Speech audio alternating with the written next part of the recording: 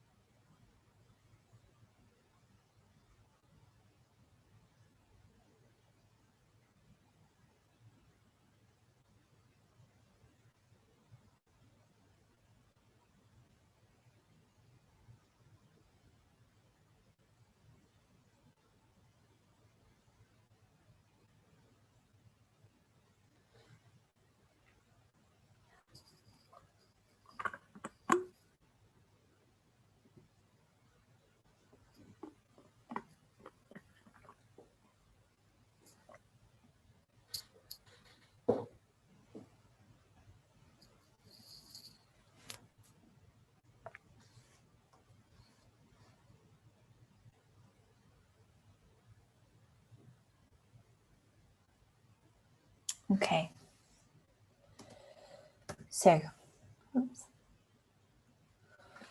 So Mary has some treatment and she's discharged. Her COPD treatment is reviewed, and someone decides to increase her medication. She's currently on a salbutamol inhaler when she needs it. Thankfully, she quit smoking 5 years ago, and that's really good because it means that her condition is either going to remain stable or get a little bit better in time, hopefully. Spirometry is performed and it shows her FEV1 is 58% of the predicted. Her FVC is 86%, so we're fine with that. Her oxygen is 95% on air, and there's no raised eosinophils, and not very much FEV1 variation, so it's not very reversible either. What's the next step in managing it? So you'd add a LABA or a long-acting beta agonist and inhaled corticosteroids if things like her eosinophils were raised, because that's a feature of asthma. So not in this case. You'd add a LAMA, sure, but don't give it on its own. You want it as an adjunct. Leukotrienes really don't have a place in COPD, certainly not your beginning stage. And with Mary, she's only on salbutamol, so she's not on very much for her COPD. So you could sort of say it's quite early stage. Add long-term oxygenation. You don't really need to. She's saturating 95% on air. She's not needing oxygen at the moment, so that's okay. Add a LABA and a LAMA. Yeah, it sounds quite good. So it gives you, so your salbutamol is your short-acting beta agonist or your SABA. And if that seems to be working, why not have one that will last a little bit longer? And then also add in an antimuscarinic. So there's this table for management of COPD. Essentially, Mary's already on a SABA, so she's already on a short-acting beta agonist. So we want to add something to that. Her FEV1, if you look back here, is 58% of the predicted. So it falls into this way. So you want to, just on a SABA, you want to add in a LABA/a LAMA. And that would be your first step. If after that, her COPD still isn't controlled, you can add in a LABA and an inhaled corticosteroid. If her FEV1 was less than 50%, you'd want to go straight for the inhaled corticosteroid plus a LABA and consider a LAMA as well. And essentially, if those options don't work, just put them on absolutely everything. After that, you can think of things like long-term oxygen therapy. Okay.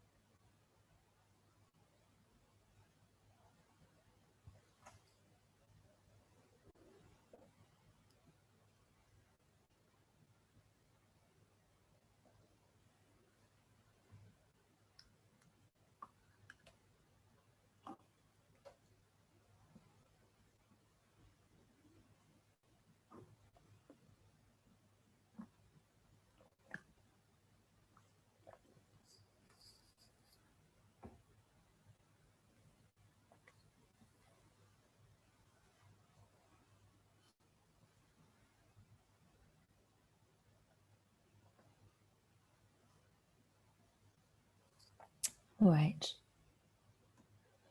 So this is kind of a question of a couple of parts. You first want to sort of know what condition you're looking at. So what is your diagnosis? And then how can you confirm that diagnosis? So our patient has a 5-year history of a chronic productive cough. She's got recurrent fevers and pleuritic chest pain. And she's had multiple courses of antibiotics. So essentially she's had recurrent chest infections. In her past medical history, she's got rheumatoid arthritis, which is controlled through an immune modulating medication, adalimumab. So what investigation would be needed to confirm the diagnosis? So in terms of what you're thinking about with her medical condition, when you've got recurrent chest infections in someone with a systemic condition, you need to be thinking of things like bronchiectasis. A bronchoscopy isn't going to be able to diagnose bronchiectasis, it's going to be able to treat the symptoms of it. With a chest x-ray, sure, you can monitor how bad the lungs are looking, but it's not going to be good enough for diagnosis because it's not specific enough. The CT thorax or CT chest, you can actually see the changes quite clearly. Sputum culture and sensitivity, not really. So sure, if you needed to find out what her infective organism was in a chest infection, that would be helpful, but we know she's got recurrent ones. It's not really going to confirm her overall diagnosis. And spirometry isn't really very helpful in bronchiectasis. So bronchiectasis is essentially chronic inflammation of the lower bronchi and bronchioles. It causes permanent dilatation and thinning of the airways. Essentially, there are quite a few things that can cause chronic inflammation. A lot of people will have been smokers, and that itself causes inflammation. But on top of that, you can get things like infections and stuff like that, which makes it a little bit worse. So your etiology, you can get congenital things such as cystic fibrosis, Young syndrome, which is essentially quite rare. It encompasses syndromes such as bronchiectasis, rhinosinusitis, and reduced male fertility. So you get azoospermia, primary ciliary dyskinesis, and also cartilaginous syndrome, which is essentially autosomal recessive. It causes a triad which is chronic sinusitis, bronchiectasis, and situs inversus. There are also infective causes. So you'll get measles, pertussis, bronchiolitis, pneumonia, TB, and HIV. You get bronchial obstruction, so things like tumours or foreign bodies, and also allergic bronchopulmonary aspergillosis. You get low gamma globulinemia, rheumatoid arthritis, and again ulcerative colitis, and also idiopathic causes. It presents with a persistent cough, copious purulent sputum, intermittent hemoptysis, clubbing, and coarse respiratory cramps. It's quite an effective picture. Your chest X-ray will show cystic shadows and thickened bronchial walls. And it's managed sure with antibiotics, and that's vibrolators, corticosteroids, mucolytics, and airway clearance techniques. So people go for things like chest physio and surgery. And also if there are any underlying conditions, then manage those, and that'll help.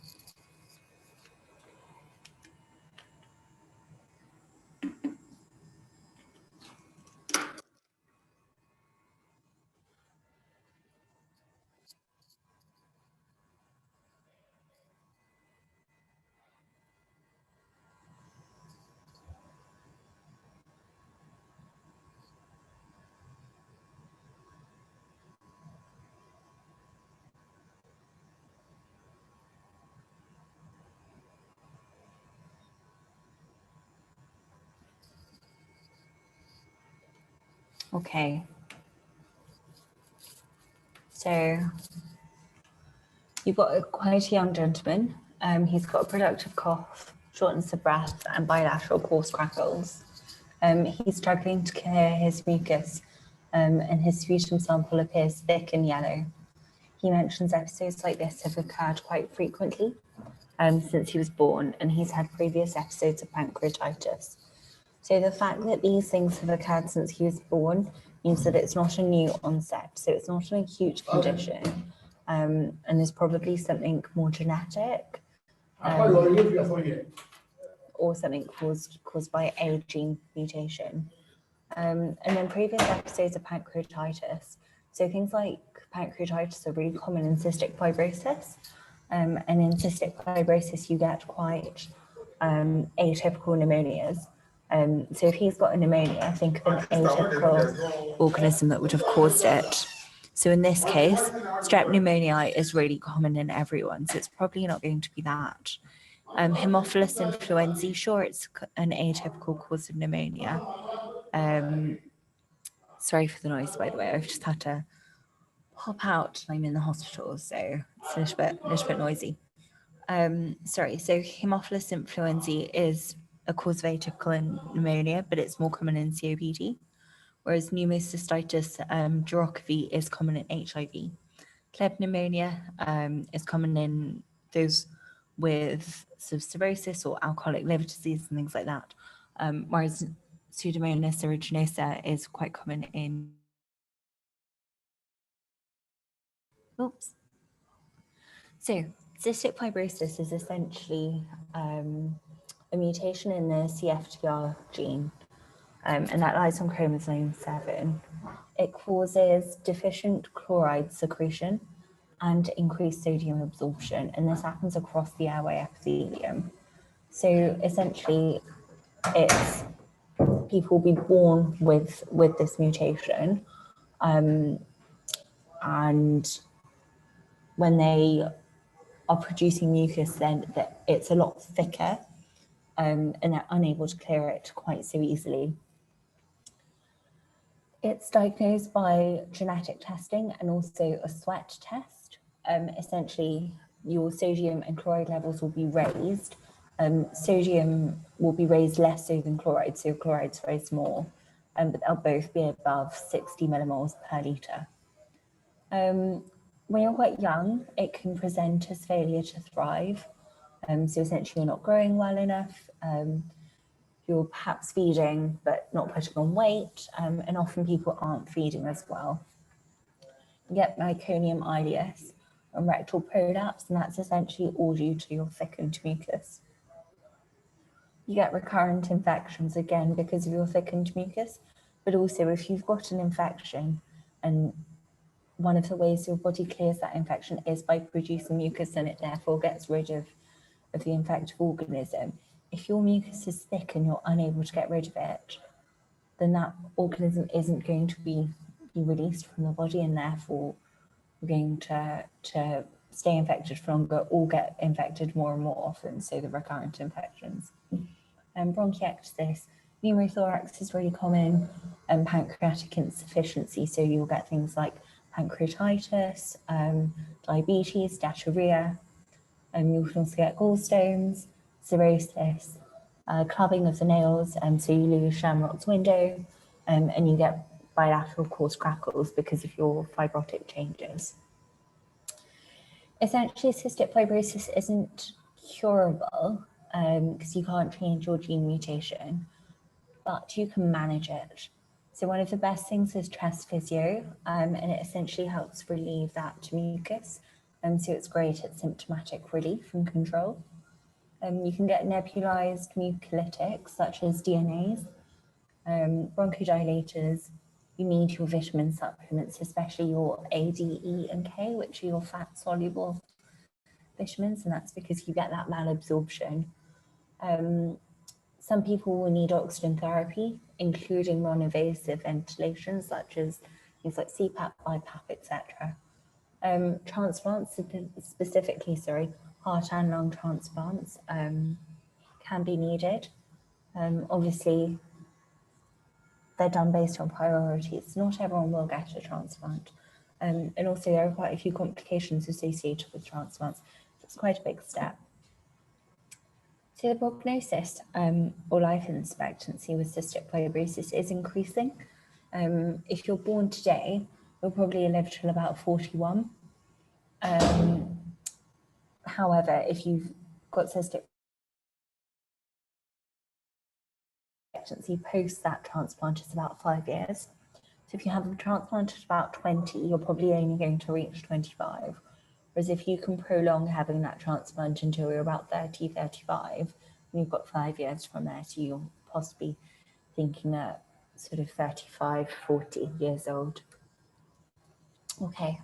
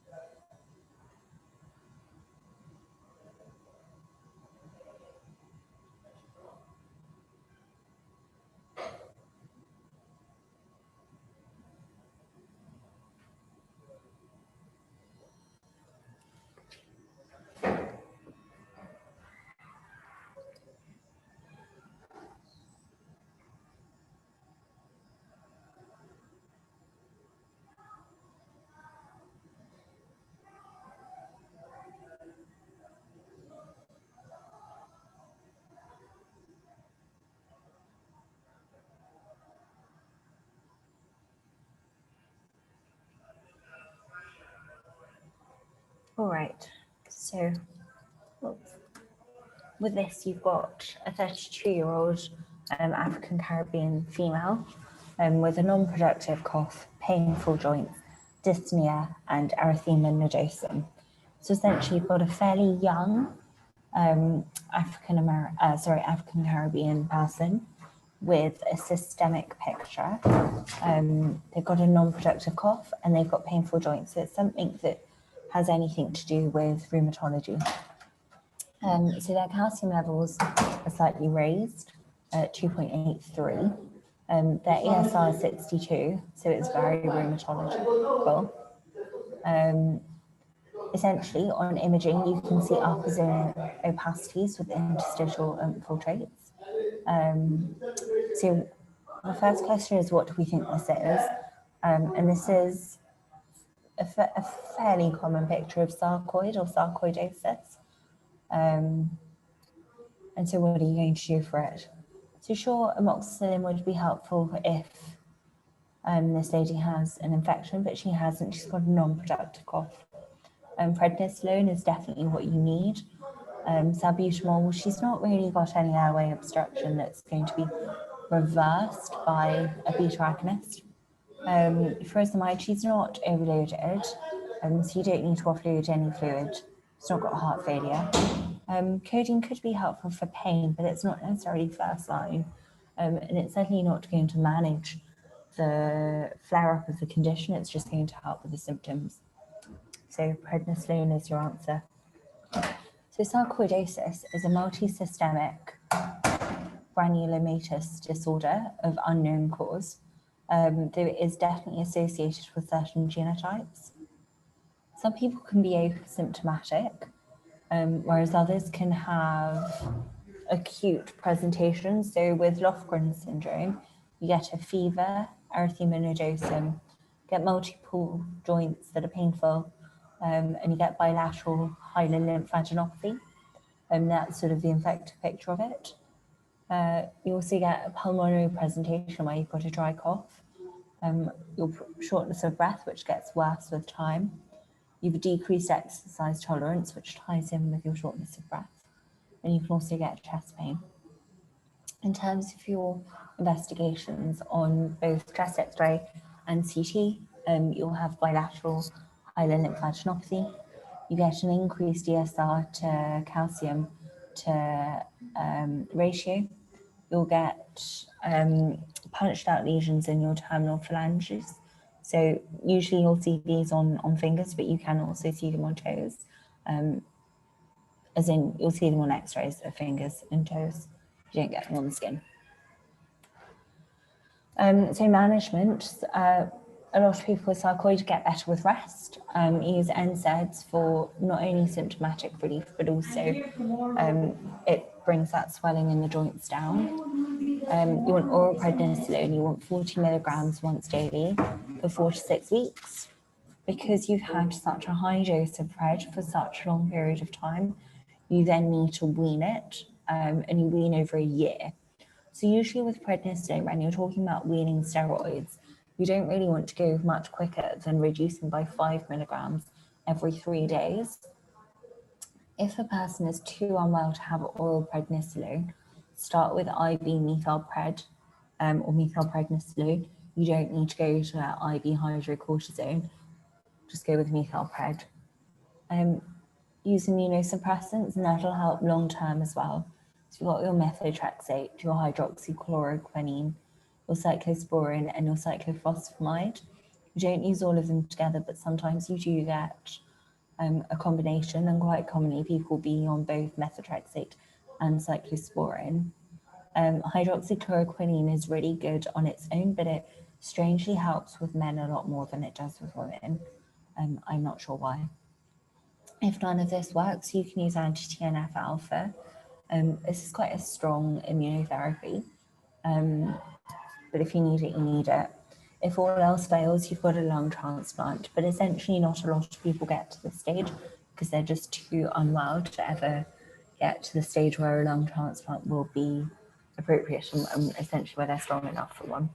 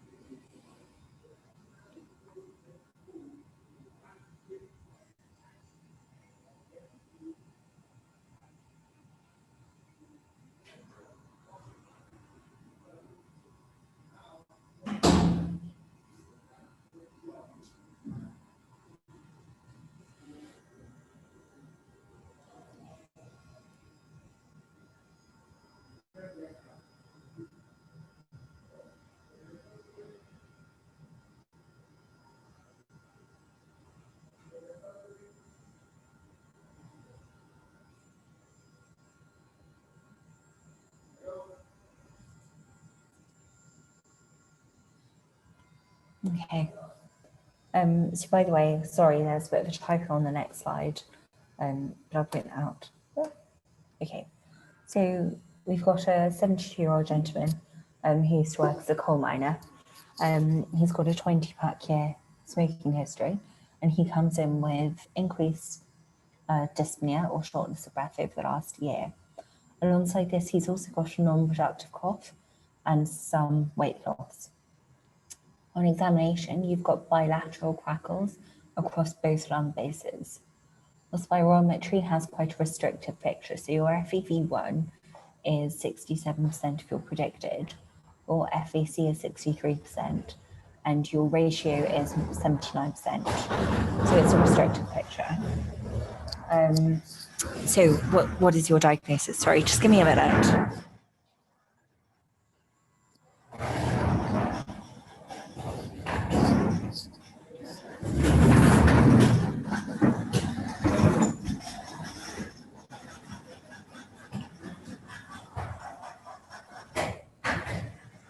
Okay, sorry. So TB, with a year history of things getting worse, it's probably too long a history of things like TB. If you'd had TB for a year, your cough would probably be productive. You'd have a lot more than mild weight loss. You might not really be walking around a year after catching TB. With COPD, you've got a restrictive spirometry, not an pneumonia is essentially a pneumonic infection. If you've got that for a year, I'd be really concerned. IPF, or idiopathic pulmonary fibrosis, which goes back to our interstitial lung disease at the first place, which I think was our first topic. And the last one should essentially be about the mesothelioma from here. And essentially you think more of things like asbestos rather than coal mining. Okay, so IPF.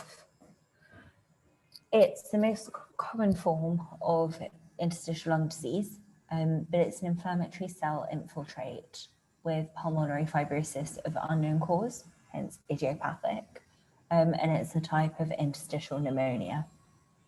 You get progressive scarring of lung tissue. Essentially, the alveoli become quite stiff and lose elasticity. That means they don't expand as much, and if the alveoli don't expand as much, you have a reduced surface area for gas exchange, and that leads to the shortness of breath. So you get a dry cough, exertional effectively exchange gases. You feel quite awful, so you get malaise, you get weight loss, arthralgia, and you get end expiratory crepitations. Investigations, your chest x-ray shows a decreased lung volume. Again, that being a restrictive pattern. You get bilateral lower zone reticulonodular shadows and something called a honeycomb lung. So if you take a CT of the lung, and actually even on x-ray, it looks like a honeycomb nest. So to manage it, you generally need supportive management. So you're looking at symptomatic control and management. People, especially in acute flares, will need oxygen therapy, but a lot of people end up needing long-term oxygen therapy. Pulmonary rehabilitation, including chest physio and also just ways of strengthening your lungs, can be really helpful. What it does is it helps you exchange gas more effectively, so you almost end up compensating for the reduced surface area with which to gas exchange. Opiates, because you do need quite strong pain relief. Palliative care. I think of palliative care, kind of think of, oh, it's my last few days or my last couple of weeks, and I'm very close to dying. That's not necessarily the case. Palliative care, sure, often comes in where things are untreatable, but the thing palliative care is best at is symptom control. So they're really good at helping with symptoms of shortness of breath and brilliant at helping with pain management.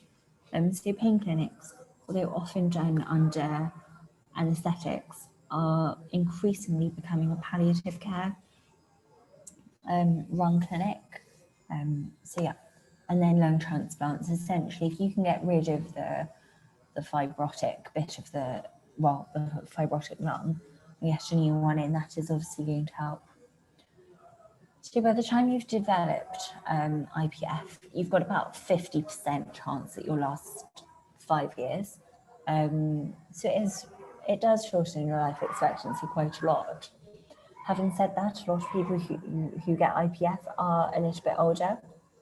So it's quite rare for sort of someone who's under 50 to get IPF.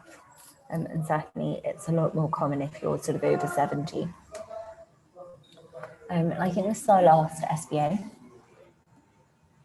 So sorry for the noise, by the way.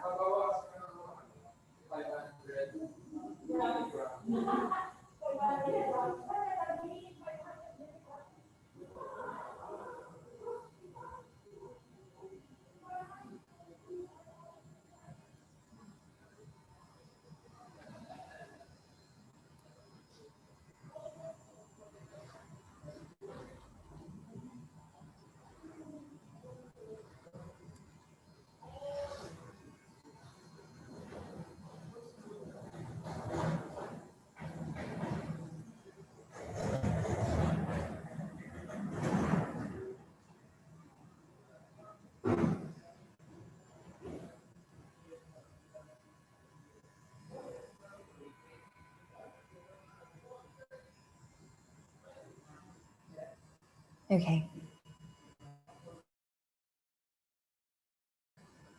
So we're going to go backwards for this. Essentially, this patient has TB. And what fits with that is you've got a fairly young person, neither here nor there. They've come in from Russia. So Russia is quite a high risk area for TB. And often, you know, not always, but stereotypically when you've got things like immigration from places like Russia, you can think of people who initially don't have a fixed abode and things like that. Anyway, so this patient has a chronic cough. It's lasted over 6 months, so it's been quite a long history. She's got lymphadenopathy, weight loss, and night sweats. So night sweats are pretty characteristic of TB. Her sputum is smeared, so essentially take a sample, ensure you send it off for MCNS, but also you smear it with the Ziehl-Neelsen stain, and it comes back positive. Another one you can use is your silver nitrate. If you look at her chest x-ray, I don't know if you can see my cursor, but essentially you've got this bit here, and that's quite typical of TB. So yeah, this person has TB. Lymphoma would be a more systemic illness, so you wouldn't necessarily have symptoms isolated to the respiratory side. HIV is, I mean, she may also have HIV, but it's probably not going to account for everything she's experiencing. Small cell lung carcinoma wouldn't be Ziehl-Neelsen positive, and Legionella pneumophilia, you get a dry cough. But her being from Russia is neither here nor there. It's usually spread by air conditioning and jacuzzis, etc. So, TB is an infection. It's caused by the mycobacteria, well, by Mycobacterium tuberculosis. Essentially, yes, it's an infection and it's an acute infection, but you've got two phases, and that's why it's in the chronic Resp PowerPoint.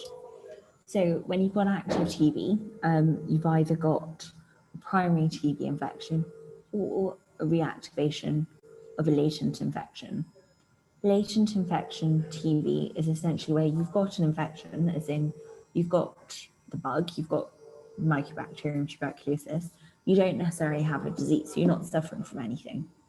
And that's because your immune system is persistently contaminated. TB spreads by inhalation of aerosol droplets that contain the bacterium. You get a fever, anorexia, malaise, night sweats, coughs, pleural effusions are really common.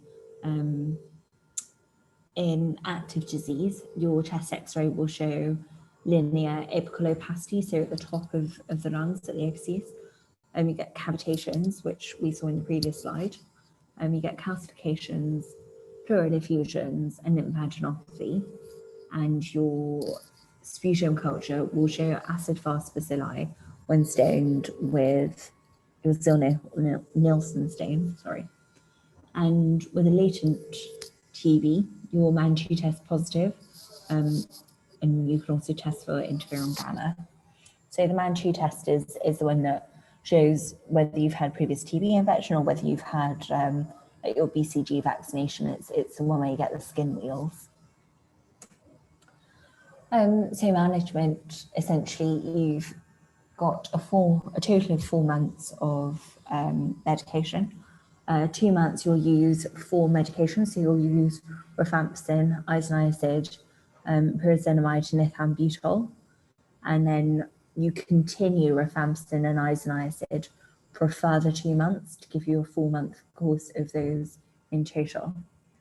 One of the most common questions that comes up at medical school with TB management is what are the adverse effects of medication? And the common ones that they look out for. So rifampicin gives you orange coloured secretions. So your sweat is orange, your pee is orange, and it genuinely is. You also get liver dysfunction. With isoniazid, you get peripheral neuropathy. So just as you get peripheral neuropathy with diabetes, isoniazid is another cause. You also get hepatitis. So again, it affects your liver. Pyrazinamide gives much straight away, and ethambutol gives you optic neuritis. The other thing with TB that really helps are bronchial washouts. Now you can use a bronchoscopy for diagnosis because you get really good sputum from bronchoscopy, but actually just washing it out gives you fairly immediate symptomatic relief. It only relieves it for a short amount of time, but it is quite effective. Okay, I think that's the end of it.